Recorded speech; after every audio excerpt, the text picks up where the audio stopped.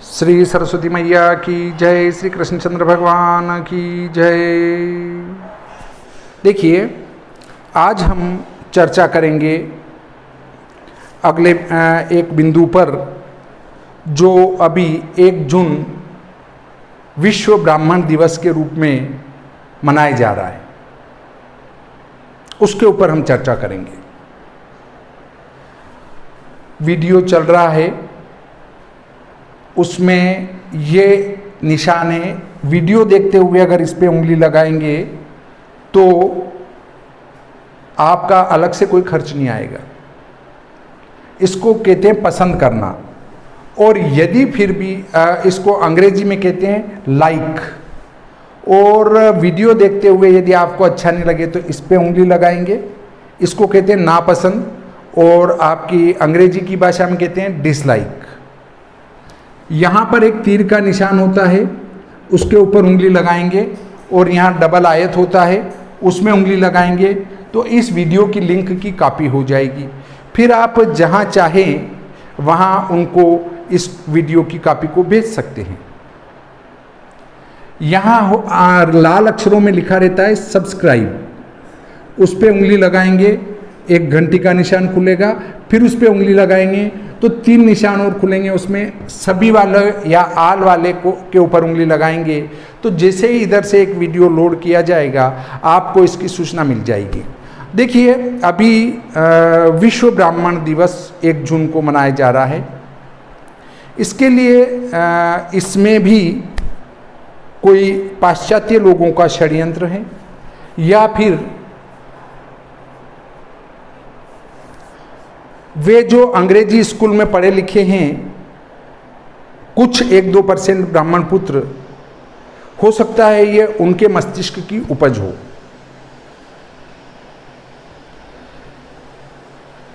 हम एक नाग बाबा हैं, उनने भी मुझे मैसेज कर इस बात से अवगत कराया है कि देखिए ये किस प्रकार से गलत कार्य है विश्व ब्राह्मण दिवस मनाना। विश्व ब्राह्मण दिवस मनाना आप कहेंगे कैसे गलत हो सकता है, उसको मैं आपको पूरा विस्तार से समझाऊंगा। हमें 1-2 चीज़ों को अलग अलग लोगों से शिक्षा लेने की ज़रूरत है। यदि कहीं से कोई अच्छी चीज़ मिलती हो तो उसको ग्रहण करने में कोई दोष नहीं है।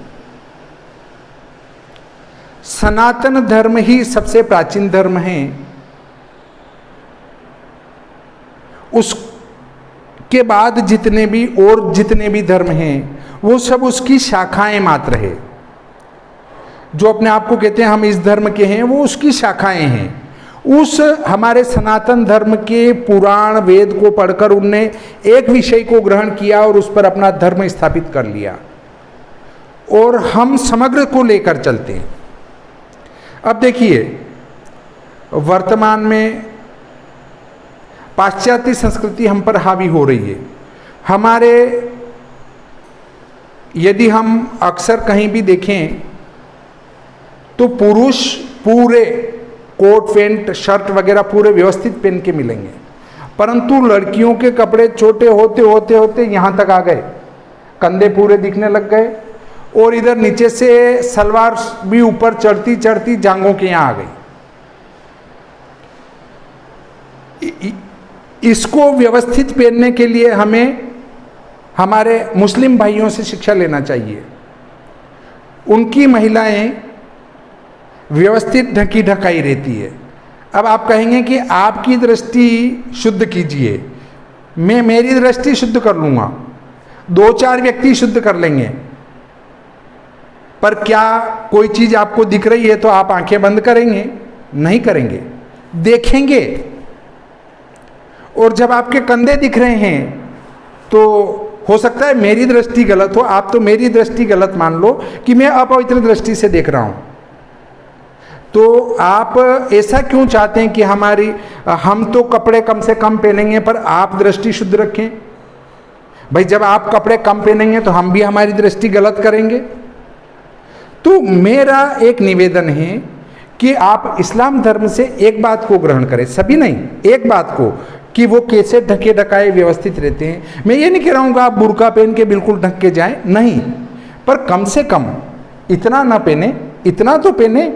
आपके जो पुरुष हैं वो सब इतने कंप्लीट पहन के आते हैं, सूट बूट कंप्लीट आते हैं, और आप सूट बूट दिखने के लिए कम से कम कपड़े पहन रही हैं, ये गलत है। और आप जंगा तक नहीं आने दें, सलवार सूट पूरी पहन लें, उससे आपका कोई नुकसान नहीं हो रहा है। उससे आप ऐसा नहीं लगेंगे कि ये गांवड़े की लड़की उठ के चली आई है। कपड़े पूरे पहनने से या कपड़े कम पहनने से कोई न तो गांव का होता है न अनपढ़ होता है। हो सकता है अच्छे पूरे कपड़े पहनने वाली लड़की भी बहुत ज़्यादा इंटेलिजेंट हो, बहुत ज़्यादा पढ़ी लिखी हो, बहुत ज़्यादा विद्वान हो।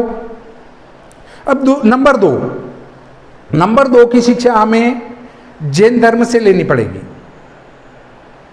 जैन धर्म में जितने भी महात्मा हैं, मुनि महाराज है, जितनी भी सतियां हैं, वे सभी उनका जन्मदिन पंचांग की तिथि के अनुसार मनाते हैं। आज क्या तिथि है? हमारे गुरुजी की जयंती है। वो तारीख याद नहीं रखते हैं। तारीख तो इसलिए याद रखते हैं कि इतनी तारीख को हमारे गुरुजी की जयंती आएगी,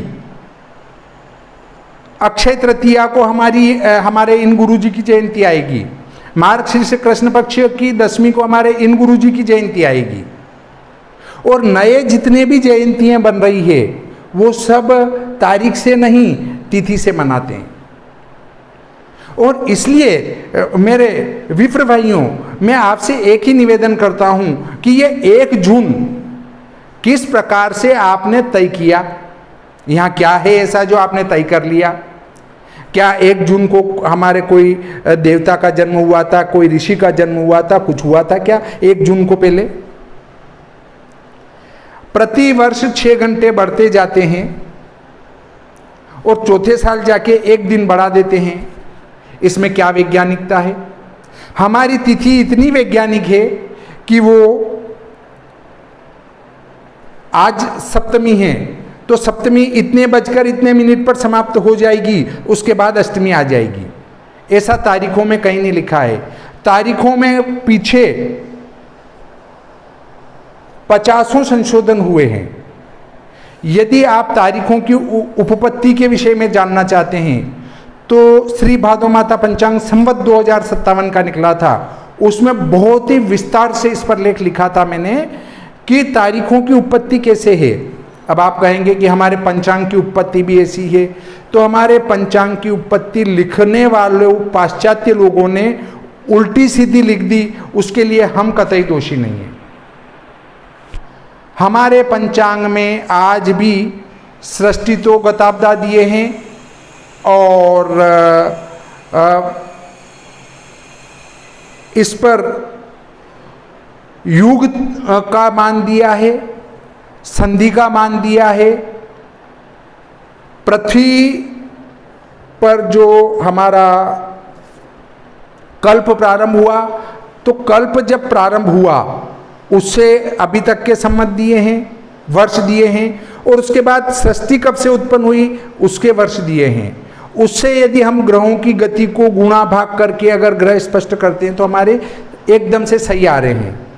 तो हम कैसे कह सकते हैं कि हमारी जो ये पुरानी पंचांग का भी इसी प्रकार का गड़बड़ था? हमारा कभी भी गड़बड़ नहीं रहा है। हमारे जब सृष्टि की उत्पत्ति हुई तब से ही सूर्य भगवान ने हमें ये ज्ञान प्रदान किया कि पंचांग किस प्रकार से बनेगा, तिथि कैसे बनेगी, योग नक्षत्र करण कैसे बनेंगे, चंद्र और आदि ग्रह कैसे चलेंगे।